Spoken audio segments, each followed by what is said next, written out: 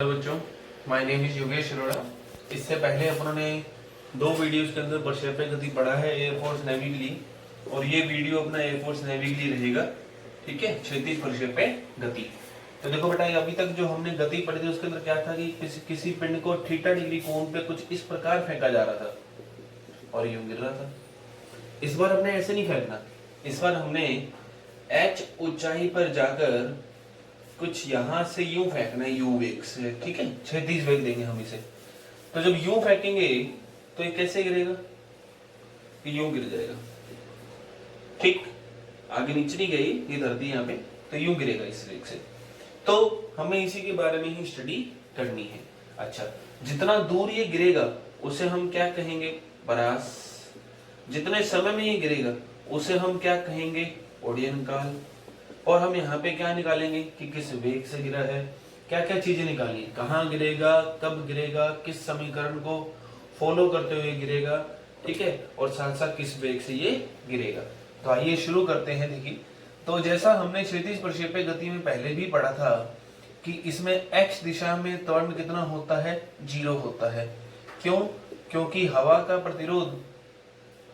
प्रतिरोध हमने क्या मान रखा है, हमने यहाँ पे शून्य मान रखा है। तो इसलिए हवा का प्रतिरोध क्या हो गया, यहाँ पर शून्य हो गया। और ये y दिशा की बात करें तो y दिशा में त्वरण कितना रहेगा बच्चों, y बराबर g। किस कारण से, धरती माता के कारण। किस ओर, नीचे की ओर।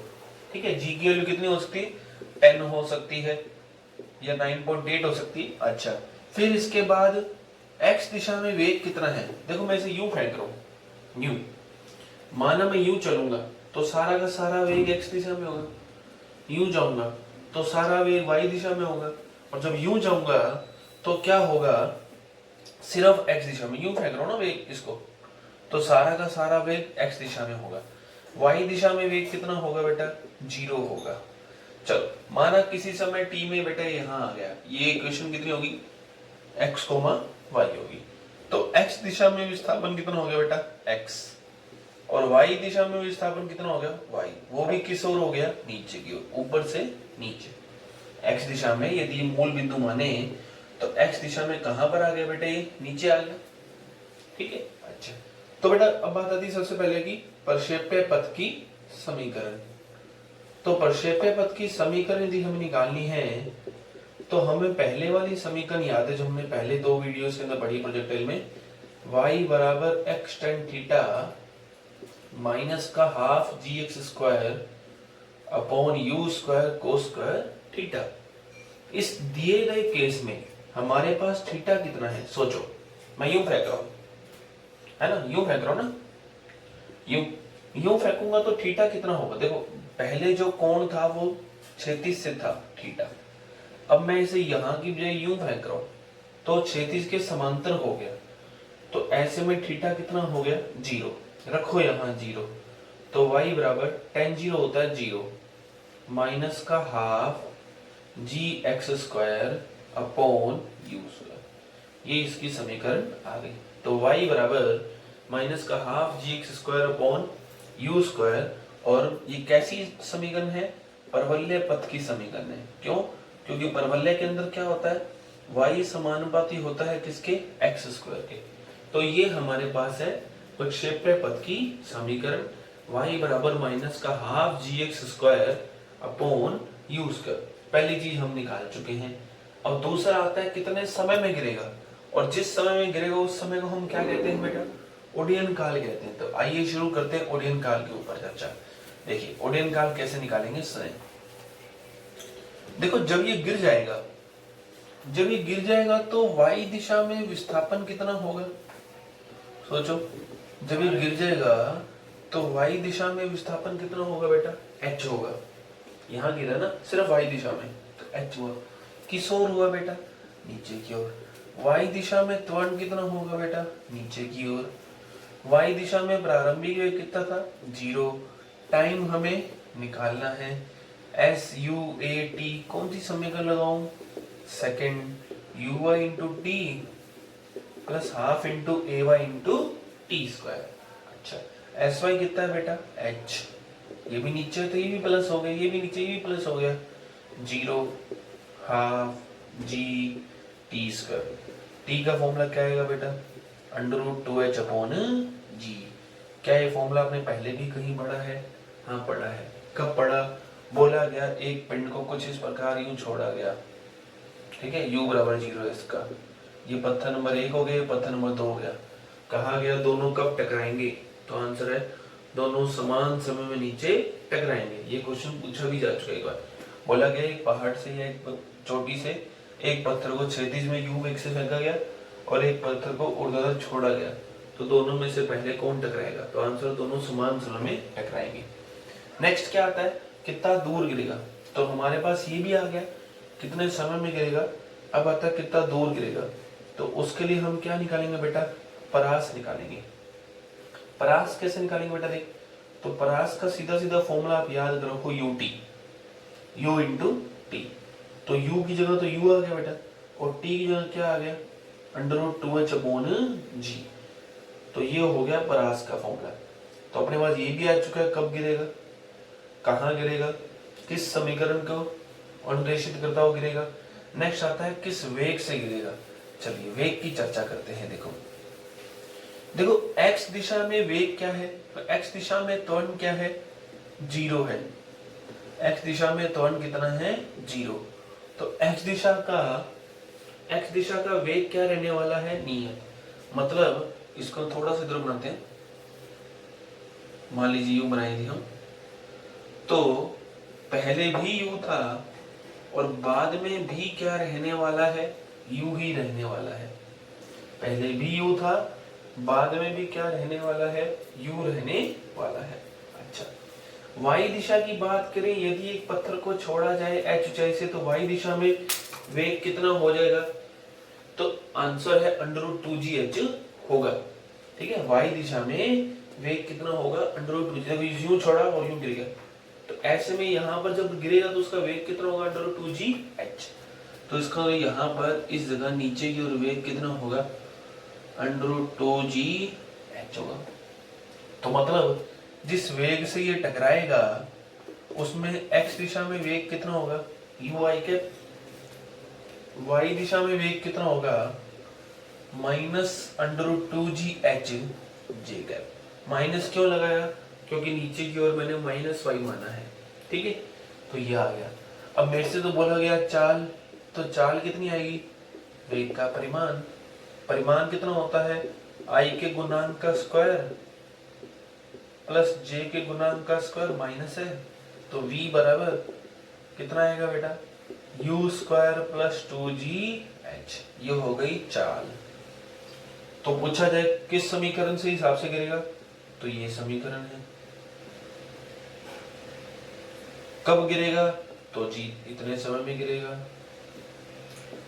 कहाँ गिरेगा, इतनी दूर गिरेगा। क्वेश्चन क्या पूछा जाता है, एक हवाई जहाज है इतने मीटर की ऊंचाई पर इतने वेग से उड़ रहा है, तो एक पत्थर गिराया गया, एक बम गिराया गया, कहाँ गिरेगा, कब गिरेगा, कितने से गिरेगा, ऐसा कुछ भी आपसे वो पूछ सकता है। तो आपको ये 4-5 फॉर्मूले याद होने चाहिए। चलिए अब इसके अंदर और छोटे मोटे कुछ पॉइंट्स की हम चर्चा करते हैं। ठीक है, देखिए क्या क्या पॉइंट्स है, सुने। देखो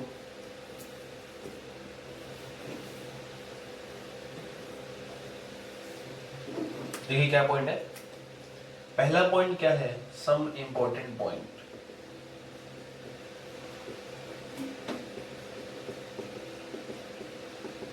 पहला पॉइंट है कि एक बेटा ये h ऊंचाई का टावर है। ठीक है, इस h ऊंचाई के टावर से एक पत्थर यूं गिरा गया, इसे यूं गिरा गया, इसे यूं गिराया गया। ठीक है, और चलो एक और मान लेते हैं, इसे नीचे की तरफ यूं फेंका गया। तो कहा गया, इसमें ध्यान रखना है कि सभी पत्थर की टकराने की चाल समान होगी, परंतु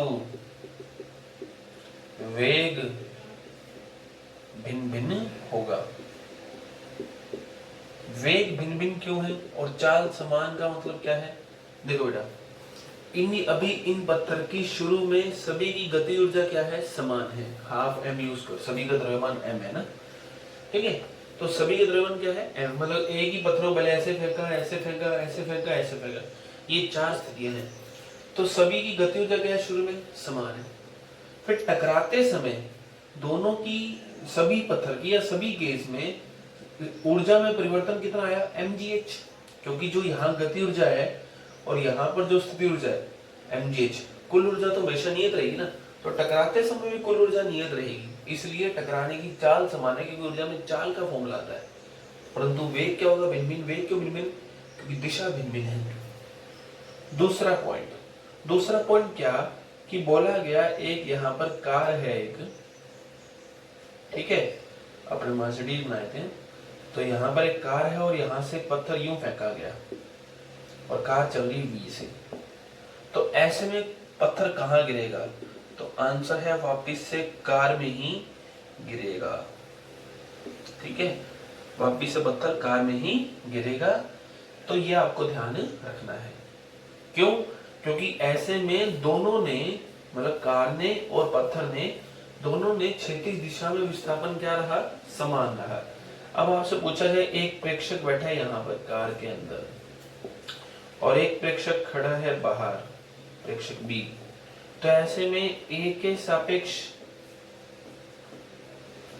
पत्थर का पथ कैसा होगा, तो देखो वो होगा सरल रेखा, क्योंकि ए के लिए तो क्या हुआ, पत्थर ऊपर गया नीचे आया, क्योंकि कार तो चल ही रही है ना साथ, देखो ऐसे यूं और यूं। ए के लिए क्या है, सरल रेखा, लेकिन आपके लिए क्या है, ये आप रुके हुए हो, तो आपके लिए क्या है, ये बी के सापेक्ष पत्थर का पथ, तो वो कैसा होगा बेटा, परवलय होगा। हमें बाहर से कैसे दिखाएगा, ऐसा कार वाला कैसे दिखाएगा, यूं गया यूं आ गया, उसके हाथ में आ गया, ठीक। तो ये हो गए हमारे पास 2 इंपॉर्टेंट पॉइंट। अगला इंपॉर्टेंट पॉइंट देखिए क्या है, सुनिए। अगला इंपॉर्टेंट पॉइंट आता है इसी के ऊपर ही, कि बोला गया कि एक ट्रेन है, ठीक है, एक ट्रेन है जो कि v नियत चाल से चल रही है, ठीक। यहाँ एक बर्थ है, मतलब ऊपर जो बैठते हैं लेटते हैं जैसे मर्जी बोल दीजिए, और ये भी एक बर्थ है, ये बर्थ 1 लो अपर बर्थ होगी और लोअर बर्थ होगी। यहाँ से एक पत्थर गिराया गया नीचे की ओर, तो यहाँ पर एक प्रेक्षक बैठा है ए और एक प्रेक्षक ट्रेन के बाहर खड़ा है बी, तो ए के सापेक्ष पथ कैसा होगा, ए के सापेक्ष पत्थर का पथ कैसा होगा बेटा, तो वो होगा सरल रेखा, क्योंकि ए के लिए क्या हुआ है, पत्थर ऊपर से गिरा नीचे आ गया, तो सरल रेखा। बी के सापेक्ष पत्थर का पथ कैसा होगा, बी के सापेक्ष पत्थर का पथ कैसा होगा, तो वो होगा आपके पास क्या, परवलय, ठीक है। क्यों, क्योंकि बी के हिसाब से क्या है, पत्थर धीरे धीरे धीरे धीरे आगे जाता रहा, मतलब बी के हिसाब से यूं आया है उसके हाथ में, ये कुछ वैसा ही है जैसे कार वाला था, अभी ये कार में एक यहाँ से यहाँ फेंका था, तो ये भी यही है। एक क्वेश्चन आया कि एक हवाई जहाज है,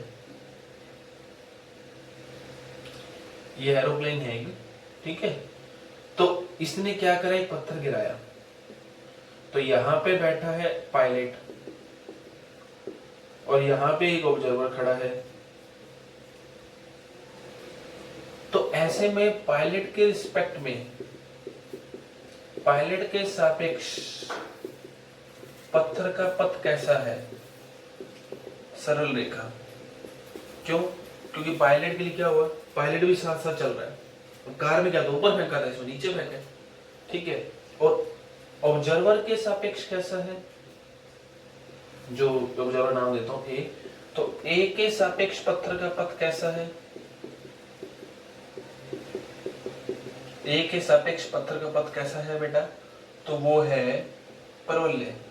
क्यों, देखो पायलट के हिसाब से पायलट यूं चल रहा है और पत्थर धीरे धीरे धीरे धीरे धीरे धीरे यूं गिर रहा है, आप देखो मार्कर को, धीरे धीरे धीरे धीरे धीरे, तो पायलट के हिसाब से तो सीधा ही चल गिरा पत्थर, लेकिन ऑब्जर्वर के हिसाब से क्या हुआ, अलग गिरा, ठीक। तो ये केस हो गया। अब ट्रेन वाले को ही एक और वापिस से बढ़ते हैं। अभी तक था ट्रेन की चाल नियत थी, अब आता है ट्रेन की चाल बदल रही है, तो मतलब v परिवर्ती है। अब परिवर्ती में दो केस हो सकते हैं, तो पहला अपने करते हैं त्वरित, मतलब जो v है वो बढ़ती हुई चाल है। तो ऐसे में क्या होगा, अब देखो जब मान लो आप एक कार में बैठे हो, कार की स्पीड अचानक से बढ़ जाए तो आप किस तरफ जाओगे, पीछे, ठीक है। तो पत्थर भी यही होगा, तो पत्थर यहाँ की वजह यहाँ जाएगा ये। तो ऐसे में ए व बी के सापेक्ष, ए व बी के सापेक्ष पत्थर का पथ कैसा होगा बेटा, तो वो होगा परवलय। ए व बी के सापेक्ष पत्थर का पथ कैसा होगा बेटा, परवलय होगा। अच्छा, गिरेगा कहाँ पत्थर, तो आंसर ट्रेन की दिशा में पीछे की ओर, ट्रेन की दिशा में पीछे की ओर। यदि v घट जाए, घटता हुआ हो, मतलब कि मंदित चाल हो, तब सपोज करो आपने स्पीड अचानक से बढ़ा दी, तो पत्थर कैसे आएगा आगे।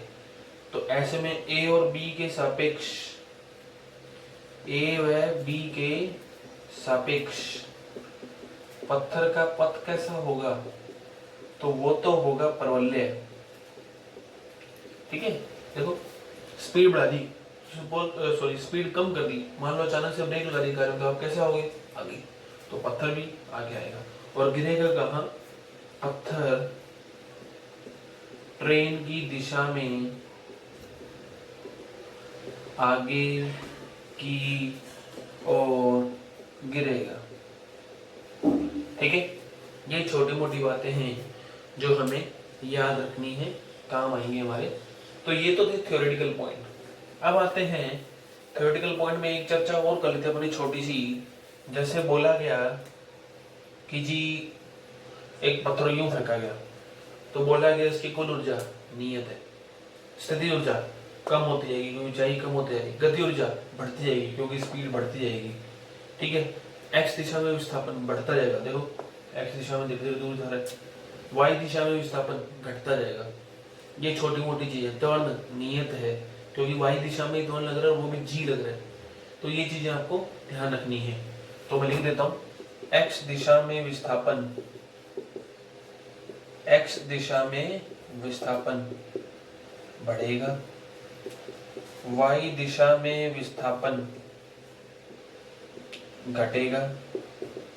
एक्स दिशा में विस्थापन बढ़ेगा, वाई दिशा में विस्थापन घटेगा। त्वरण ध्यान रखना, हवा का प्रतिरोधी मार्ग नियत रहेगा। अच्छा, वेग बढ़ेगा, गतिज ऊर्जा बढ़ेगी, ठीक है। स्थितिज ऊर्जा घटेगी क्योंकि नीचे आ रहा है, कुल ऊर्जा नियत रहेगी, ठीक है। ये हो गया हमारे पास थ्योरेटिकल पॉइंट। अब एक न्यूमेरिकल अपन करते हैं छोटा सा। देखो क्या न्यूमेरिकल है, एक तो देखो फॉर्मूले पर है, मैं बोल रहा हूँ हवाई जहाज उड़ रहा है, कहाँ गिरेगा कब गिरेगा, वो ऐसा अपन नहीं कर रहे। क्वेश्चन क्या है कि एक बंदूक को दागा गया 20 मीटर पर सेकंड के वेग से 20 मीटर दूर एक पौधे की ओर। तो यहाँ एक छोटा सा पौधा है हमारे पास, पौधे की ऊंचाई हमने 0 मान ली। तो कहा गया इस बंदूक को पौधे के क्षैतिज स्तर से कितना ऊपर रखा जाए कि ये सीधा यहाँ टकराए, ठीक है। ये क्वेश्चन है आपका। तो कुल मिला के देखो आपको इसमें क्या क्या रखे, वाई निकालना है ना। तो आपको एक तो इसमें परास दे रखी है, कितनी दे रखी है 20 मीटर, परास कितनी दे रखी है आपको 20 मीटर। अच्छा, प्रारंभिक वेग कितना दे रखा है बेटा 20 मीटर प्रति सेकंड, वाई आपको निकालना है, ठीक है। तो हमारे पास एक परास का सूत्र था, वाई बराबर u into √2h/g। Question language क्या है कि एक बंदूक को 20 मीटर पर सेकंड के वेग से क्षैतिज दिशा में प्रक्षेपित किया जाता है। कहा गया बताइए बंदूक का स्तर या बंदूक का क्षैतिज स्तर या बंदूक की नोक पौधे के लेवल से कितनी ऊंची रखी जानी चाहिए। तो r कितना है बेटा 20, u 20 √2h/g। 20 से 20 मारा गया, 1 बराबर √2h अपॉन जी, ये इधर चला गया, g बराबर 2h, h बराबर g बाय 2, g कितना रखा मैंने 10, तो कितना आ गया 5 मीटर आ गया। ठीक है, ऐसा ही एक क्वेश्चन आपको मैं दे रहा हूँ, खुद को करके देखना है। देखो क्या है, फिर से समझ लो, बंदूक को फेंका है, यहाँ टकराएगा, कहा गया कितना ऊंचा, कुल मिला के परास दी, ऊंचाई निकालनी। एक ऐसे क्वेश्चन आपको और देता हूँ, एक बिल्डिंग है 500 मीटर ऊंची, ठीक है, यहां से एक पत्थर फेंका गया, कितने से 20 मीटर पर सेकंड से। ये पत्थर क्या हुआ, यहाँ एक बिल्डिंग से टकरा गया जो कि 10 मीटर ऊपर थी, आगे भी जाता लेकिन रास्ते में ही एक बिल्डिंग से टकरा गया जो कि 10 मीटर ऊपर थी। ठीक, तो कहा गया कि दोनों बिल्डिंग के बीच की दूरी ज्ञात करो, दोनों इमारत के बीच की दूरी ज्ञात करो। ठीक है, ये आपका क्वेश्चन है, फिर से सुन लो। 500 मीटर ये है, 10 मीटर ये है, इसको यहाँ फेंका गया, ये पत्थर यहाँ टकराया। ठीक है, कहा गया कि दोनों इमारत के बीच की दूरी ज्ञात करो यदि इस बिल्डिंग की ऊंचाई कितनी है 10 मीटर। इसका जवाब आप मेरी मेल आईडी से या फेसबुक से पूछ सकते हैं। तब तक के लिए थैंक यू, पढ़ते रहिए, हैव ए नाइस डे।